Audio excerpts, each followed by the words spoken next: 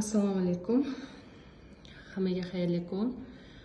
Mana hozir bizga Chirchiqqa ofisga Ra'no opa keldilar. Juda ham bir zo'r xushxabar bilan keldilar.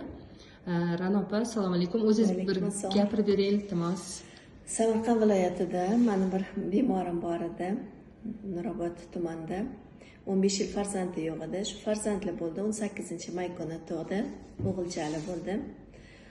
Kriyub ertaroq endi tug'ildi bola, 8 oydan sal oshib. Hozir holati yaxshi. Raddomdan chiqishdi. Ota-onasi ham xursand. Delight Deluxe ikkita berdim. Keyin bitta qora ikki korobka, bitta qora zubniy pasta. Ul shu bilan eriga Perfecto Vitality, ikkita Smart. Ayoli faqat Delight ishlatdim, boshqa hech narsa bermadingizmi? Qora zubniy pasta berdim unga. Ham ichib yurdi, ham orqa tarafdan tampon qo'ydi, gemoroy bo'lgani uchun. Delight Deluxe anadan женский bo'yicha. Tak, homiladorlik payti hammasi yaxshi o'tdi.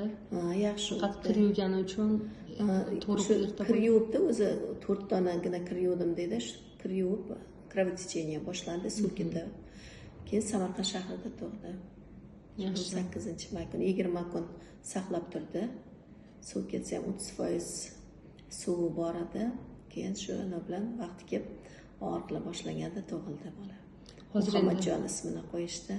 Ha, iloyim katta yigit bo'lsin, qori yigitlardan bo'lsin. Hozir endi aytasiz, shunaqa murojaatlar ko'payib ketdi. Rosa ko'p. 16 yillik, 18 yillik farzandi bo'lmaganlar bor. Boshladim endi davolashdi. Hozir video ko'rsatdingiz-ku bitta nimani?